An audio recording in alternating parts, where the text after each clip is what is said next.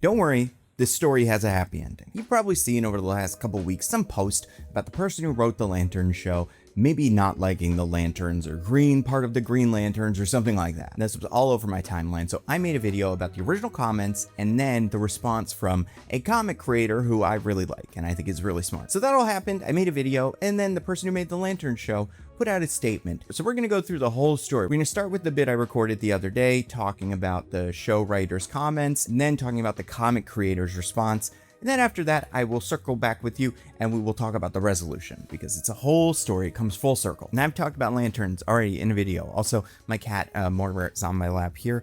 Because he loves talking about lanterns, because he loves Red Lantern Dexter. Lanterns have a surprising amount of animals amongst their group. They have obviously 2 squirrels, the cat, and quite a few others that are like little background guys. Also, you could consider Guy an animal, you know? He might consider himself one. But I already made an Ando Cut video about the Lanterns trailer. The big picture stuff was like, I appreciated it. I am excited about the show. I don't think everything in the trailer fully worked, and I understand why a lot of people were not on board with it. But in general, with this kind of stuff, I like to say, judge slowly. You know, think about it, you have your opinion, and wait a little bit. Because there have been great shows that have had really bad trailers, and really bad shows that have had great trailers. And at the end of the day, like, this isn't gonna matter. It tells you something about the show, but like, this is a show, not a movie. So if you have HBO, you can watch this. I think trailers are important for movies because a movie has to convince you it is worth your time, it is worth your $20 of a ticket, and then it is worth your $20 of popcorn and soda. But then Lanterns is a streaming series on HBO Max or Go or whatever it's called now, and you don't have to choose to pay for every individual thing. So assuming you have HBO Max, which a lot of people do, you know, you get to choose whether you're going to watch this or not. And I think for most people, especially comic fans, we will watch it if the reviews are this is very good, or even if it's bad. But I don't think the trailer matters very much. I will say a fair amount of things happened this week that are interesting, and I usually don't take stuff like this super seriously, but I do want to talk about it now because I think it's important. Mostly because it's not like the usual suspects, because every so often a trailer gets released and somebody like a comic artist who's like, Namor's not as jacked as I am, complains about it and it gets a lot of attention.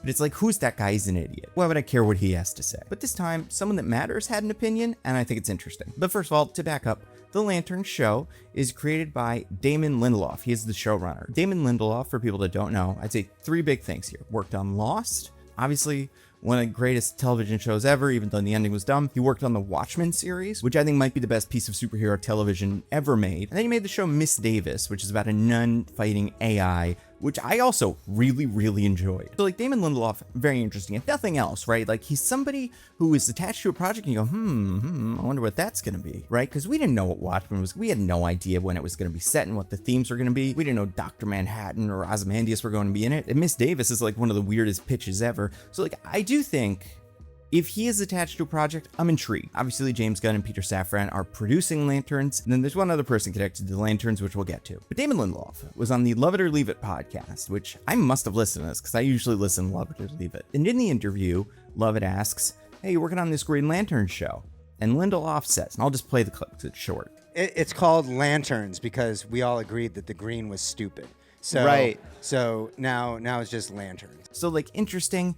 I would say this kind of reads as a joke. This is a comedy show. This isn't a serious interview show. I mean, it can have serious interviews, but the vibe is fun. It's kind of like a late night show. I mean, I'm sure Love It wishes it was a late night show. And honestly, like if we can get Bill Maher as much money as we give Bill Maher, just have Love It or Leave It take its place. Nothing can be worse. But anyway, so he says a silly thing. John Lovett, who, to be fair, is a nerd, asks him a question about how the Green Lanterns work. And then we get this quote, which I actually think is more interesting. So you can make anything you can imagine?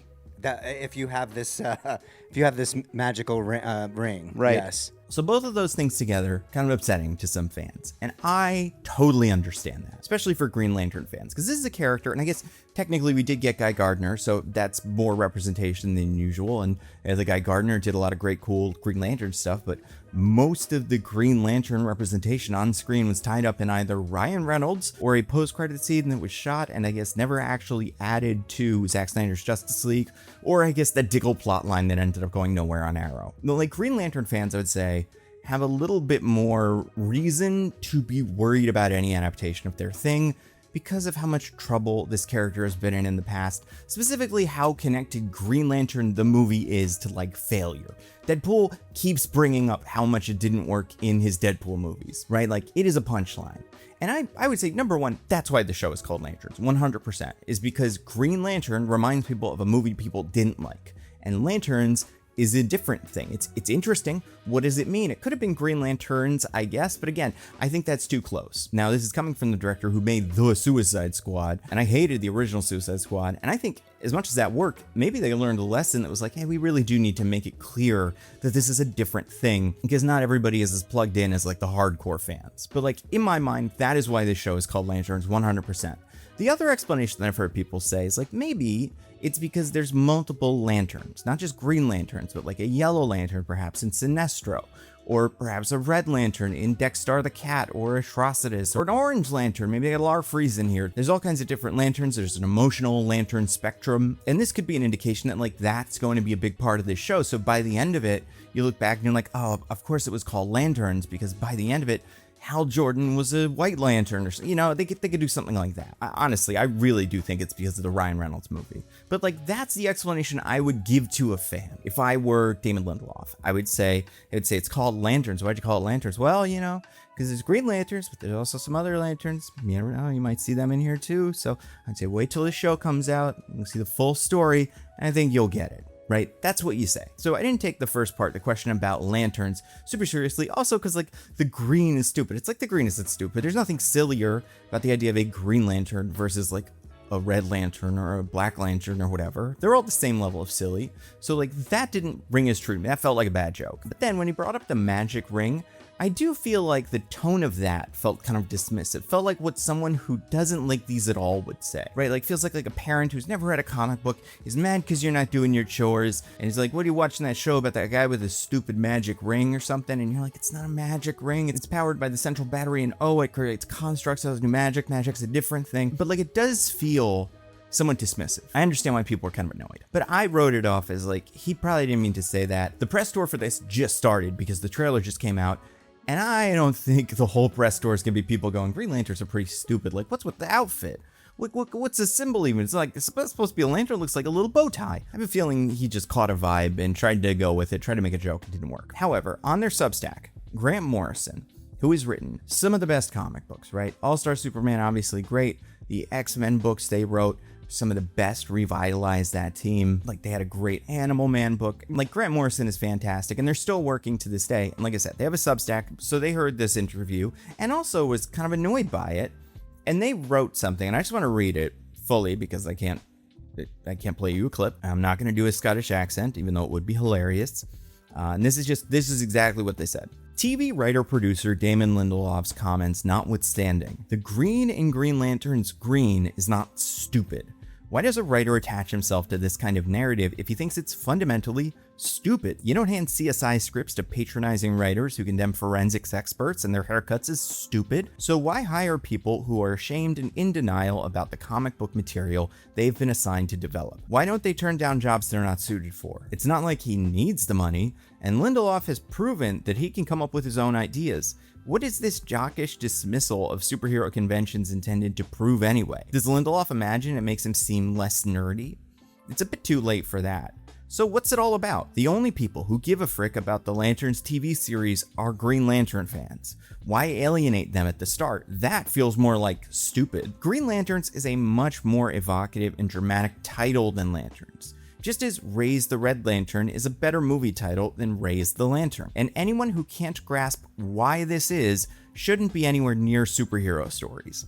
The show might even be good, but how much better would it be if studios are willing to hire the right people for the job instead of phoning their embarrassing friends to water the source material down? Hollywood will die of insularity and inbreeding. So that's Grant Morrison. Then while I would say Grant Morrison isn't like a recluse who never talks about this stuff, I feel like you don't see this too much from them, which means this really hit a nerve. And I totally agree with what Grant Morrison was saying. We as comic book fans have seen time and again creatives who just don't respect the source material, and for that reason think it needs to be better than comics. It's like a movie, it's supposed to be smart, not like those stupid comics. It's like sometimes those creatives end up making great stuff. Like X-Men and X2, my favorite movie probably, was made by Bryan Singer, who is on its own like a reprehensible guy, but also one of the things that was annoying about him was during the production of that movie, he would not let anybody read comics. He was like, don't read them, they're stupid, we're making a movie, this is our own thing. Kevin Feige at the time was like a producer, assistant producer on that movie, famously had to sneak comics to Hugh Jackman so that Hugh Jackman could like understand Wolverine. Another funny story, apparently Kevin Feige was also there in the hair and makeup room when they were doing Wolverine's hair, and he kept saying like, make it taller, it's gotta be bigger, it's gotta be exciting. So like, say what you will about all the adaptations in the MCU, Kevin Feige clearly gets it.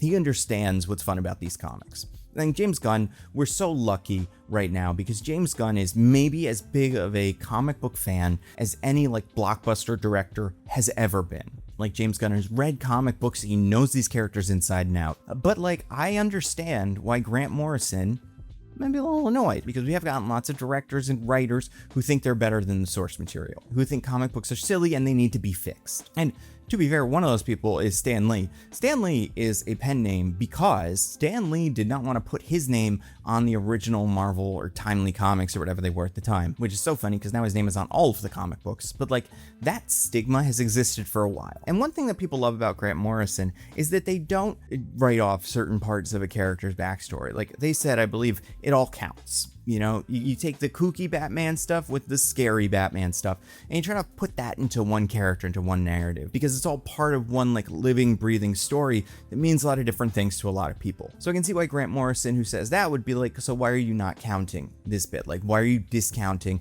that the ring is magic and that they're called lanterns because green is silly? That makes sense to me. So I think what Grant Morrison said was fair. Here's what I want to say to Grant Morrison, or to people who agree with what Grant Morrison said. Besides, judge slowly, wait till it comes out. As long as you have HBO Max, you don't have to pay anything extra to watch this thing. And they've made it, right? Like, it's done. They're not gonna can it and reshoot the whole thing. At least I hope not, because it looks interesting. And this is where I sit, is like, I think this looks really cool. I think this show looks really smart. I think, obviously, you know, it doesn't have all the Green Lanterns flying around in space, and the reason for that is because it's expensive and they can't afford it. And maybe in a second season, if this show is a huge hit and they get a little bit more budget, maybe they'll do more space stuff, and maybe there is space stuff we can't see. But like, if I were in Damon Lindelof's shoes and James Gunn was like, pitch me a Green Lantern show, part of figuring that out is like, well, we don't have infinite budget, so how and why can they be somewhere where we can just shoot like on location as opposed to have to create planet after planet of CGI? Now, I think that's a no-brainer, but I don't think that means it's gonna be bad, because hey, I think the show looks good, like looks like it's well shot. I mentioned this in my other trailer video, but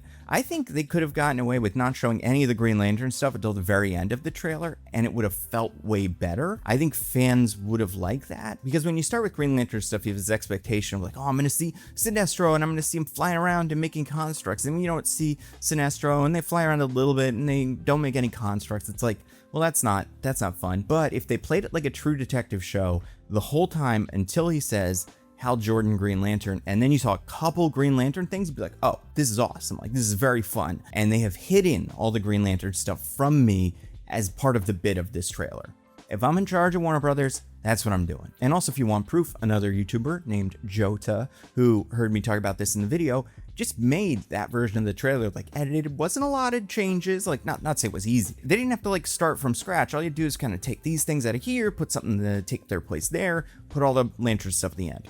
I think it works way better, but I'm like 100% on board with this show. I think the other thing is the Hal Jordan and the Jon Stewart characterizations are perfect. Aaron Pierre is playing a Jon Stewart that just like jumped off the page, and Kyle Chandler is doing a take on Hal Jordan that I think is really interesting. And I think it's going to contrast with Aaron Pierre's Jon Stewart and make the show very compelling. So does this trailer make me go like, oh, this is going to be the Green Lantern show everybody always wanted? No, but I think this trailer makes me go, the person that made that show likes these characters and like understands what's important about them, what's fun about them. And the thing we haven't seen, the thing that has made people a little skeptical, is the thing that you wouldn't show until the last trailer, or maybe even not in trailer at all. So while I totally understand the impulse Grant Morrison had to defend comics, especially someone who like writes these stories, right? Like, thank God they have not done a bad adaptation of Animal Man, given it someone who like thinks they're really, really clever, like a Darren Aronofsky or something, who like takes all the fun and all the comic bookiness out of it. Like, luckily that hasn't happened yet. I would say like the Doom Patrol show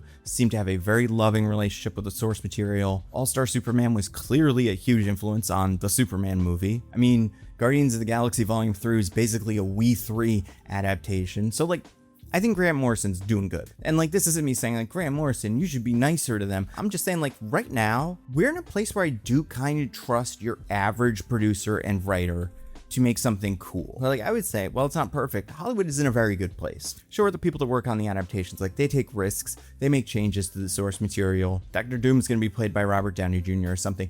But, like, I do think, and especially in the James Gunn stuff, they care about how this relates to the source material. So I would say Grant Morrison, you've seen The Watchmen show, right? Probably you saw The Watchmen show. That was so interesting. And also that, a show made by Damon Lindelof, was very faithful to the comics. Like, they did not make Dr. Manhattan blue. They did not do the squids. They did not do, like, the Ozymandias costume. There were certain things that didn't come up, but, like, as far as what I was expecting from that show, we got a lot of very comic booky moments from the Watchmen show. And I love that. I would say the other thing about this Lantern show is that Tom King is working on it. Now, Tom King is the guy who everybody that reads comics has an opinion about because they've written so many different things. Some of it is like the best comics you've read, and some of it is not. And that's true of everybody, but I do think maybe the highs and lows have more space between them than your average comic book writer. I don't think anybody can deny, like, Mr. Miracle, The Visions, Human Target. They've written like some of the most interesting comics published by the big two in this century. And clearly, like, they understand why these characters work in the comics. Like I said, that not everything's perfect. You know, Heroes in Crisis was weird. I actually think the Rorschach book was pretty good. The Jenny Sparks one was very strange. You know, it's very hit and miss. But, like, it's never missed because they don't go big enough. They go big, and they might make choices that could, you know, be divisive and alienate some fans. But I think you have to do that if you want to do something cool. And they have written Green Lantern before. I didn't even know that they wrote an issue of Green Lantern as part of the Darkseid War event. And it's like a solo story about Hal Jordan, who is fighting in the Darkseid War, which seems to be some sort of war about Darkseid. I don't know. I didn't read this event. But this is one of those books that I would give someone and be like, this is who this character is. It's a little complicated, and it like deals with some concepts that I think are a little much for someone who's never read a Green Lantern comic before. But if you want to know, like, what's the deal with the willpower thing? Why is that so important? Why is that something Hal Jordan specifically is better at than anybody else? That book understands it. So, like, this show is written by someone who understands Hal Jordan, understands Jon Stewart, understands comics, understands Sinestro, understands Guy Gardner, because Guy Gardner was in that Human Target book, and that character was a lot of fun. So you've got Tom King working on this show, and then you got Damon Lindelof, the guy that made the Watchmen show. I will say to Grant Morrison, to everybody out there who thought that interview was weird, I agree. I think it was weird. However, like I was saying, judge slowly, because I think all the pieces are in place for a show that is really interesting and really surprising. And the last thing that I would want people to do, and people do this with all kinds of shows and movies, is write something off before it comes out. Because then you kind of got to dig in, you got to be like, oh, this is the worst, this Green Lantern show is going to stink. And then when the show comes out, sure, some people will be like, no, actually it was pretty good. But a lot of people, it's hard to not be dug in and go like, I was right, this was stupid. I'm not saying that's why people don't like things. I am saying you see it in fandoms all over the place, and there's no reason to be worried about it here because the show isn't out yet. Wait till the show comes out. Wait till the first episode comes out. I feel like that's usually a good tone setter, gives you an idea of what we're going to be dealing with. If that stinks, I will be the first person on YouTube talking about it. Not just because of this video, but because I will be very disappointed and I will probably have something to say. And also, negative videos tend to do pretty well. Not that I'm going to make it negative on purpose, but like, if I have a negative thing to say, it's like, oh, that's going in the video. Okay, so today, on his Instagram, Damon Lindelof made a post that cleared all of this up. And this feels incredibly genuine. This does not feel like, oh, my publicist told me I had to come out and tell you nerds that I like Green Lantern, sorry. Like, I've read plenty of those. This feels very genuine. I'm going to read it to you and then maybe talk about it a little. I have upset Grant Morrison, which means I have now pissed off most of the brilliant British/Scottish comic writers that I grew up idolizing. To quote the bard, Otis Redding, this is nobody's fault but mine. The very first time I appeared on a Comic-Con panel was for The Lost Pilot, back in the summer of 2004. I wore my favorite t-shirt, as I had long grown out of my favorite underoos, those being the uniform of Hal Jordan, Green Lantern of Sector 2814. For a quiet, uncoordinated kid, there was nothing cooler than a hero whose superpower was his imagination. And green is not stupid. It is my lifelong favorite color, and I have a questionnaire that I filled out in 3rd grade to prove it. Green is f***ing awesome. More importantly, it would be a betrayal to everyone I worked for and alongside to say anything other than I was absolutely honored to be part of the team that manifested the incredible construct that is Lanterns. Because it was. I was sloppy and careless with my words. Ironic, considering I care so much about Hal, John, and the entire Corps. I can and will do better to be worthy of the oath.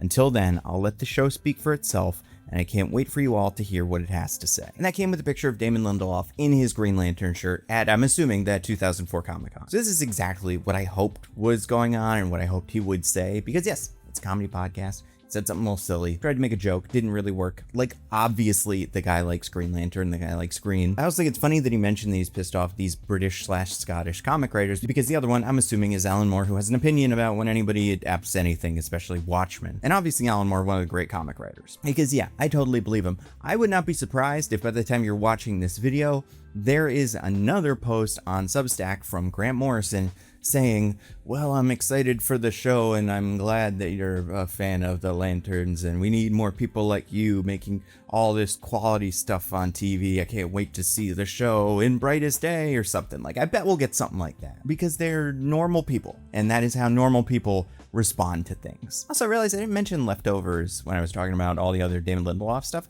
I am not the biggest Leftovers fan. I've watched it. I enjoy it, but I really like that other stuff more. Also, I would not be surprised if this gets the title of the show changed to Green Lanterns. Even though, like I said in the other bit of the video, I think it's not a good move because of how much people will associate it with the other Green Lantern thing, even though they're obviously so different. But hey, James Gunn has changed the name of all of these movies. Superman used to be Superman Legacy, Supergirl was Supergirl Woman of Tomorrow. So why wouldn't they change the name of this too? But this would be the kind of move that would get the attention of those fans who maybe heard about this but didn't hear all the details. They maybe saw a news story that said like the Lanterns writer thinks the green in Green Lanterns is stupid, and they were like, oh, this show's gonna be bad then. But then when they see the title renamed to Green Lanterns, then they'll be like, oh, okay, they get it. And none of these studios now are above something like that to prove that like they know what they're doing. So yeah, I bet next trailer comes out, the show's called Green Lanterns now.